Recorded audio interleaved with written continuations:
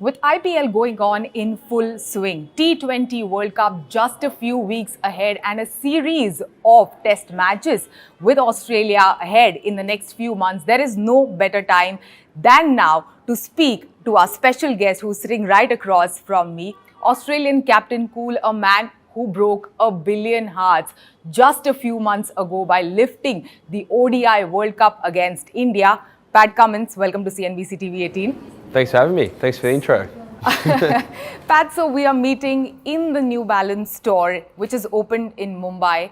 You have been a New Balance ambassador since 2011, I believe, since your first test match. Quite a long association. Tell us about being New Balance's brand ambassador over the past many years. Yeah, that's it. I think it's almost 14 years now, which is crazy. I look back when I first started wearing New Balances. I was pimply, I was a young kid, but they've been amazing. You know, as a fast bowler, our most important tool is always our shoes. And yeah, New Balance has been fantastic, handcrafting shoes where, I've flown over to Boston and worked with their team, just telling what I want to see in my bowling boot and really tailoring it to what I need. So they've been incredible support for me over that time. Cricket gear is obviously amazing as well, but they just do everything, bend over backwards to make sure when I step out in the field I'm as in a good place as I can be. So as a fast bowler, which one has been your favourite pair? I think they get better and better, so I'm going to say the most recent ones. Yeah, for me, super comfortable. They've got like a midsole strap, so it just means whether I'm bowling over here on kind of softer pitches or back in Australia, my foot doesn't slide. Okay. So, I was reading up one of your interviews in which you said that back then when you associated with New Balance and how it has stuck with you through your, through the years, over the past many years, through your injuries as well. And back then when you associated, it was kind of a dad brand in Australia to becoming this really cool brand in the country. And one of the reasons why, of course, is, the fact that to rope in, amazing cricketers, amazing sportsmen in a sporting nation like Australia. Now, with their plans getting aggressive in the country, which cricketer would you recommend the shoe to? Which cricketer would I recommend? Which Indian cricketer? Which Indian cricketer? Well, I'm going to say on the Hyderabad theme, I'm going to say Abhishek Sharma because he's young but he's cool. He's got a bit of quiet confidence about him. So I'm going to say Abhi. Great. And as I mentioned right in the beginning, you're here for the IPL tournament, which is going on in full swing. This is your first time leading a T20 side. You have led, of course, Australia in ODI and Test. What has been your experience leading, the Orange Army over the past few weeks? Yeah, it's been fun. I think, first of all, T20 cricket, it happens so fast. You've got to make decisions quickly. Sometimes you finish your over and you remember you haven't chosen who's going to bowl next over. You've got to quickly think about it. So that's been one aspect. I think working with a lot of the Indian players I didn't really know super well before coming over has been great as well. Learning about what motivates them, what makes them tick, and just seeing the kind of raw talent of a lot of these guys has been awesome. So a little bit of a different experience, but most of it's the same. It's been a lot of fun. Yeah, and nature of IPL is such that you get to, play with and work with people from different countries, cricketers from different countries, from different cultures. What is that like? And what is the learning from that experience, Pat?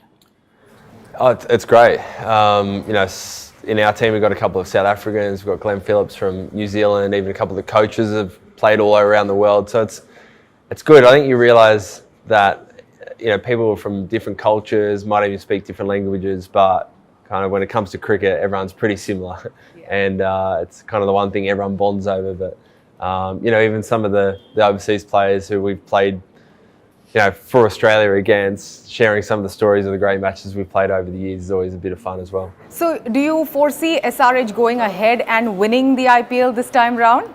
Of course. That's why we're here. Absolutely. Is it a gift to self in the birthday month, which is May?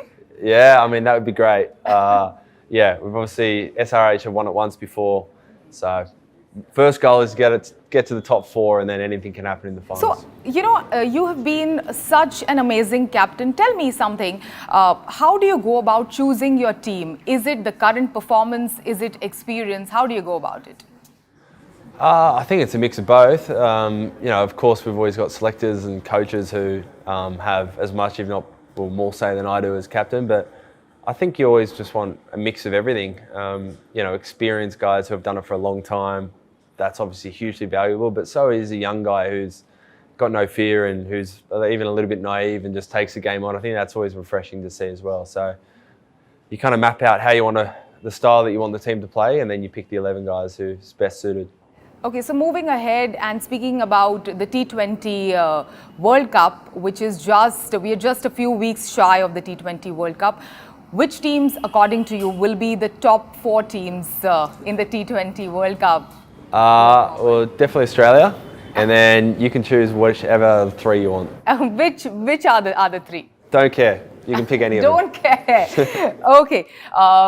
Since you are in the country, I have a couple of questions to ask you about India, some lighter ones about India. Favorite stadium in India, which is your favorite stadium in the country, according to you? Favorite stadium? I'm going to say Lucknow. Yeah, Lucknow. Lucknow? Yeah. Lucknow, why is that? Don't know, it's a bit bigger than a lot of the other stadiums. Like Bangalore and some of the stadiums are fun, but they're too small. So I'll say Lucknow. Or home, Orange Army in Hyderabad's amazing. Okay, Orange Army since home stadium in Hyderabad. Which cricketer has been the most toughest to crack during this IPL tournament, for which you had to create the maximum amount of strategy as a team? I'm trying to think. I mean, the Bangalore game was amazing. Dinesh Karthik, he was hard to bowl to at the end there at Bangalore. So he played a blinder, so I'll say DK. Okay. Apart from that, which Indian player did you grow up watching that you admire the most as an icon? Sachin Tendulkar was always a superstar. Growing up. I think another one was, Anil Kumble as well. Seeing a tall leg spinner was a bit different. Bit different to what we saw in Australia. Which Indian batter has given you the nightmares? Has troubled you the most? Trouble the most? I don't know. It feels like almost every batter on their day there's some of the main guys, they have good days where you don't have answers, but then I've also got them out a few times. So. Okay. Which Indian cuisine that you have liked? Because you visited the country quite a few times in the last couple of months. So which Indian food, cuisine, meal, dish that you loved the most? Love the most. Is it Hyderabadi biryani? I do love Hyderabadi biryani. Today we're in Mumbai, so I'm going to say pav bhaji. Pav bhaji? Yeah. Pat Cummins loves so pav bhaji. Yeah. Which Indian phrase have you picked up? Which Hindi phrase have you picked up over the last couple of weeks? Last couple of weeks? It's probably not a good one, but cello. That's the word I hear a lot. Cello? Yeah. Cello. Like, let's go. Aage cello. Yeah. Okay. I have seen, how you play, and your performance over the past couple of years has only improved. What do you tell yourself before like a tough match or a game, Pat? How do you motivate yourself? I think through experience and playing, you know that you've done it before in the past. So try and look back at the good performances and just know that you've got it in you. So even if you're having a bad trot or it hasn't gone well for you the last few games, there's still a lot of games you can kind of draw on, and that motivates me. How do you keep your nerves?